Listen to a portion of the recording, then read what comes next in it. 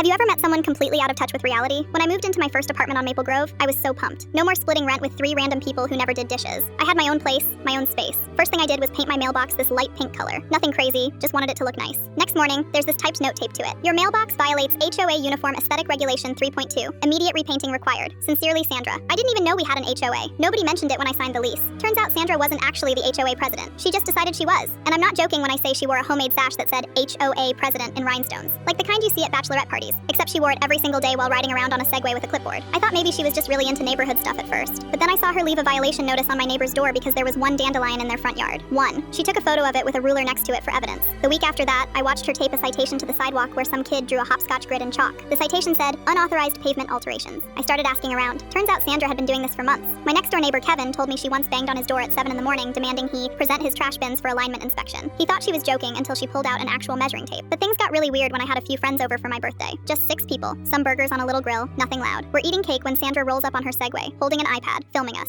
This is an unauthorized outdoor gathering, she yelled. Where is your noise permit? I was so confused I just laughed. We don't need a permit to have friends over. Section 5.8 clearly states, Sandra, we're just eating cake. Her face went red. This is my street. I am responsible for maintaining standards. I asked her to leave. She stood there for another minute filming us before finally rolling away, muttering about filing a formal complaint. 2 days later, there's an envelope in my mailbox. Inside is a letter on official-looking paper threatening me with daily fines of $50 for repeated violations of community standards. But when I looked closer, it was just printed from Microsoft Word. Sandra had signed it with a glitter gel pen. That's when I decided to actually look into this HOA thing. Took me like 20 minutes online to find out the truth. Our neighborhood's official HOA had disbanded 3 years ago. There was no president, no board, no regulations. Sandra was just making everything up. I told Kevin about it, and he suggested we call a neighborhood meeting. We put flyers in mailboxes. Only 5 people showed up, but every single one had a story. This guy named Brian said Sandra once left him a violation notice demanding he repaint his shed because the brown color disrupted her chakras and blocked positive energy flow. Another woman got cited for leaving her Halloween decorations up on November 1st. Sandra had taken photos with timestamps, so we confronted her. All of us standing there in Kevin's driveway, while Sandra showed up in her sash like she was about to accept an award. Sandra, the HOA doesn't exist anymore, I said. She crossed her arms. I am the HOA. I embody its values. Brian asked, do you have any legal authority here? I've studied the bylaws extensively, but they don't apply anymore, I said. It's been 3 years. Her voice dropped to almost a whisper. You're all going to regret this. The next morning, my pink mailbox was completely smashed in, just destroyed. Post bent, the whole thing caved in like someone took a bat to it. I was so mad, I drove to the hardware store and bought a security camera that same day. Installed it pointing right at the mailbox. Took exactly 1 week. I checked the footage and there she was. 2 in the morning, Sandra in her rhinestone sash, smashing my new mailbox with a metal pipe. I had it all on video. Her face, the sash, everything. I filed a police report, showed them the footage. They went to her house and she tried to explain that she was enforcing community standards through necessary intervention. The cop literally said, ma'am, that's just vandalism. Sandra got fined $500 for property damage. But here's the wildest part. She tried to file an appeal, not with the court, with the HOA. The HOA that didn't exist. She submitted a formal complaint to an email address that bounced back because the domain expired in 2022. Last I heard, she moved 2 months later. Fine, Sim.